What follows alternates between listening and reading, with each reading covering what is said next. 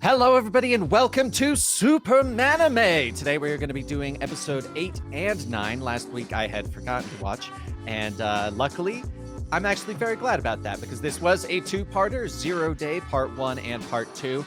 Part 1 ended on a very stressful note that I am glad I didn't have to wait a week to see where it goes. This is Hassan, I am Dan, and let's jump on in. So, 0 Day, basically this entire one, in short, is the General and Amanda Waller with Task Force X and Parasite that they are sending after Superman because we are learning about 0 Day, which was the initial invasion of the Kryptonians.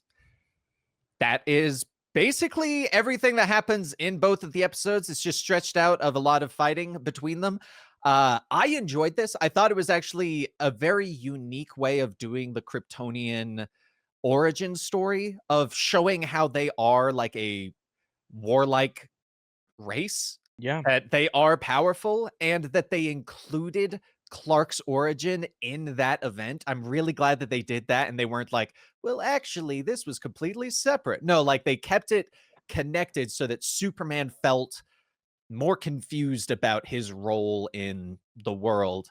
What were your, before we go like deep diving into this, what were your opinions of the episode, Hassan? It's a fantastic episode. It's one I enjoyed. Like this show is pretty consistent as far as its Mhm. characters and its movements are concerned. Um, I do think it's pretty funny that Amanda Waller and General Sam, obviously to us comic book readers, General Sam Lane, to Mhm. some of us other folks, probably confused, and they were doing it intentionally because they keep calling him Sam, Sam, Sam, because they don't want you to be led on that it's Lois's dad, because obviously it's like a reveal for the show. Right. I did chuckle a little bit at the fact that they're both military people that devoted their lives being military people, and both of them are kind of chubby. Like that made me crack up because you see them in the past, and it's not far enough in the past for it to make sense that he's like, I've spent the last 40 years trying to stop it. It's like, dog, you had a kale chip in that time, man. Had a salad. Jeez, both you and Amanda Waller. Because I actually originally thought it was just Waller, and I was like, oh yeah, they took her as this like military beefed up like muscular woman, but she has to revert to Amanda Waller so she can be like little stocky Task Force X, Batman, whatever annoying ass Amanda Waller. I hate Amanda Waller, by the way, guys. If Oh, you're having, I cannot if stand. anyone likes her, you're wrong. I'm sorry. It is, it is the most egregious thing that one of the most prominent black women in comics is Amanda Waller, because it's such a horrible, mean spirited, vengeful, evil, like genuinely evil character. Yeah. People will be like, it's an anti-hero. Anti-hero my ass, It's dude. evil under the guise of hero and Hero. helping, and that's Yeah, honestly what makes it worse. it is. Is It when is. it's when you do incredibly evil things for the greater good that kind of makes you go, I don't think that's as greater of a good that you think it is. If it Yeah, requires you to send murderous killers after someone. But absolutely. But yeah, yeah. so those are my opinion on Amanda Waller. Obviously, the main crew has been great. I really enjoyed the interactions. If you're watching the live stream part in the episode where he's live streaming, there was somebody in the chat that was like, come to Russia," or something like that. And it's like, yeah, that's pretty accurate. Where like I'll do a live stream where I'm playing music or hanging out or something, and they'll be like, "Have you come to Australia? Come to Australia, come see us. We have so many things here for you." That's not an Australian accent at all, but um I should have said Sweden or something. But yeah, they're always like spamming comments of like, come here, or can you say my name? And there's people in the comments, can you say my name? Can you say my name? And this horrible thing is happening to Superman. So they do a good job of keeping it in the universe. And like Jimmy's kind of a celebrity now, which is wild. I wonder if they're gonna tie him into the enormous wealth that comes with that following as well. Right. That'd be interesting. But I liked everything. I was happy with it.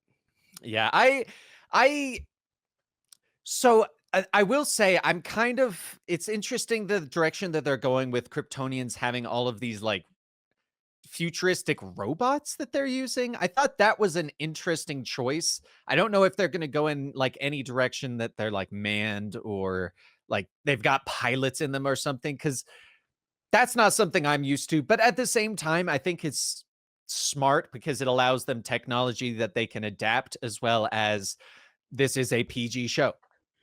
Yeah. You can defeat robots without Isn't it breaching the PG. PG-13? Is it just It's PG? PG. I'm pretty sure it's I think I it has some blood. Maybe it's episode to episode, you think? Episode to episode ratings? maybe because I was watching it and I saw that I could have sworn it said PG. I'm gonna actually Mm. have to look it up now. Because Yeah, it was you know what? We've seen technology like that in the world before. Tevia says the mechs do have Brainiac symbols. They do look kind of like Brainiac bots, right? Brainy has a lot of really cool bots over the years, and that's obviously Kryptonian technology. So it could have led into that. It's why they like went in It with is that. TVPG. Really? Based on the IMDb for the show, it is TVPG. I wonder if it So changes episode to episode. I'll look it up. I'm curious. it's very clear that that is most likely the reason most of the violence is with the robots. That being said, this past episode was mostly Task Force X, unofficial Task Force X, I should say, versus Superman, where they showed that Superman is not nearly as powerful as the Superman we know. I don't know your opinion on that, but I'm actually kind of glad that Superman's not overpowered in this show because I feel like it gives more consequences to it and also gives you the excitement for when he does power up or kind of gets that click where he just kind of becomes more powerful because he's more serious or stuff like that. I I like that. What are your opinions on that I've been part? rewatching Invincible, so the full on other end of the spectrum as far as superhero stories are Yeah, no concerned. kidding. But they do that, right? Where like whenever Mark Grayson is in a pinch, Invincible, he'll like scream and be like, "That's enough!" And there's like a little bit of force coming off him, and then he'll like start throwing punches, and he's a lot stronger. That Mhm. said, there are limits to that, which I really like. Obviously, this show can't delve into it the way they do in Invincible, but in Invincible, Mark is considerably weaker than the Viltrum Empire and like Oh, yeah. Omni Man because he doesn't even know his strength can elevate at the time. Like I'm a little bit ahead on the story, and without spoiling anything that's ahead on the story, he does eventually learn that he needs to work out. He needs to work out like anybody else would, and needs to rip apart his muscles, and he will very quickly grow. But he Mhm. has to do that consistently. So it's kind of fun to have a Superman that needs to consistently grow. You know, like Yeah. that's dope. Um, it's it's more rewarding that way that he fights a bad guy in season 1 that he can't beat, and then in season 10 he just stops him with one finger and crushes him or something. Like that's one of my favorite anime tropes of all time. Like Yeah. like Dragon Ball Z is a terrible power scaled story in that regard, but you go Training back and arcs. you realize that the by the tournament of power, Krillin is considerably more powerful than Goku was as a Super Saiyan, like originally at the beginning of the Right. show. So like Krillin could take on Frieza. Krillin could maybe fight Cell. Like what? That's crazy. These were like these world-ending threats at the time, and it's kind of fun that we have like a version of that.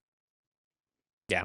I overall, this show has it's been a lot better than I was expecting. I Yeah, don't know really what I was expecting, but I have been pleasantly surprised with the way that they have been going on this unique take on Superman because I feel like everything that they have done some of them I've at first been like, okay, that was an interesting choice, yeah, but they've made it all work. That's what makes it good. Is they've made all of these different things work. They made Professor Ivo turn into Parasite via this suit and starts absorbing things, and you're like, yes, that is the Parasite I know. Maybe they'll change Ivo later on to dude. The bring us entire a time Mazo, though, the entire time, it's like, what is that suit made of? Is that biology? Is it right? glowing? You can't just have metal store. It's like the one time I was like, my disbelief is suspended, and we were just joking and talking about how weird that was. Like, what is happening here? It's I think like and I think that's one of the big ones why they're using the Kryptonian tech most likely is so that all of these different things they can excuse as it's alien tech Yeah, and we just engineered it and we learned that it could do these different things because that's everything that all the different task force X people have is the Kryptonian technology because they even say that they got this technology from Zero Day and they have been using it to do all these other things.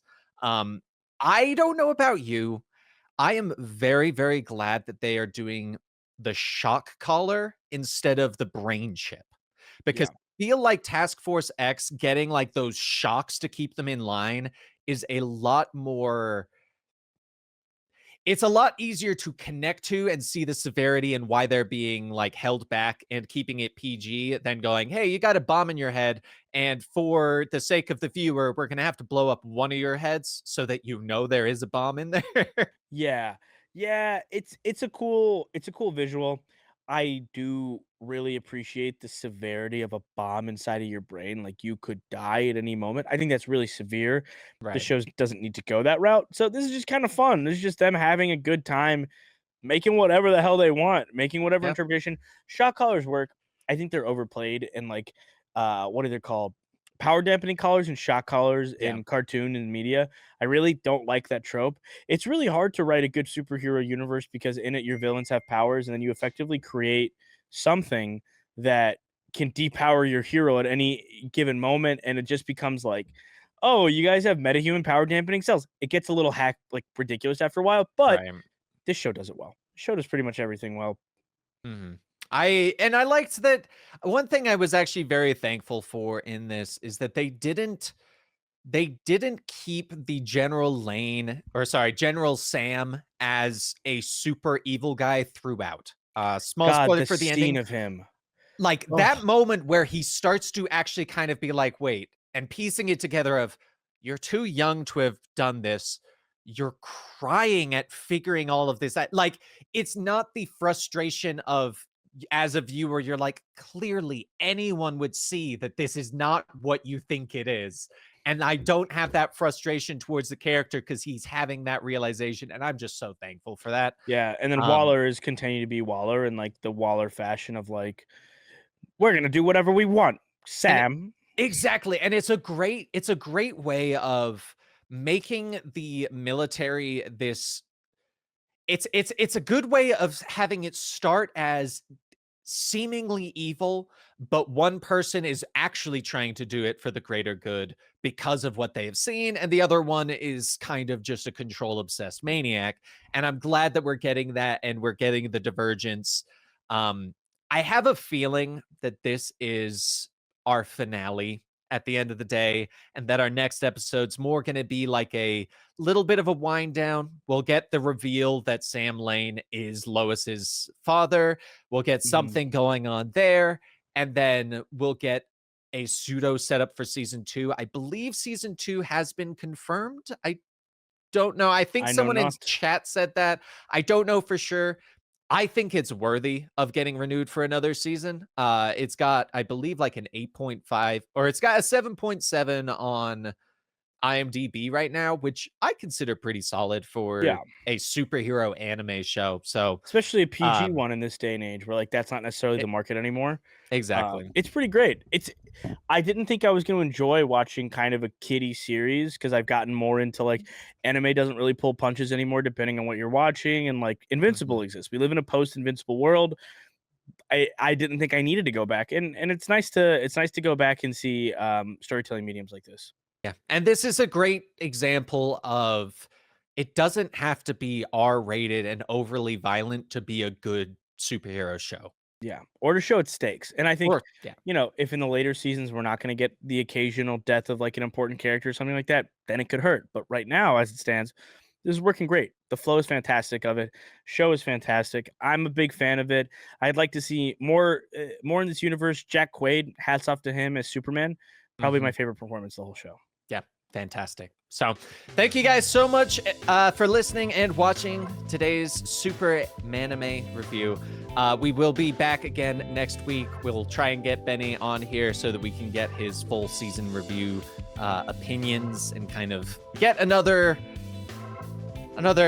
opinion on the show. So, Mhm. this is Hassan. I am Dan. You can check him out on Bad Days Pod or at Hassan Bad Days Pod for Kader. now. We're still working on Okay, it. okay, just okay. I'm gonna say all of them just in case. Hassan Carter, Hassan, Bad Days Pod, all of that Bad Days stuff. Pod is where you're going to find commentary videos. Husky Kader is where you're going to find very weird, zany reaction videos to strange content as a Mickey Mouse puppet. So if it's not your cup of tea, check out the commentary videos. We're covering Spider-Man Lotus because I'm the only one on this team that decided to suffer.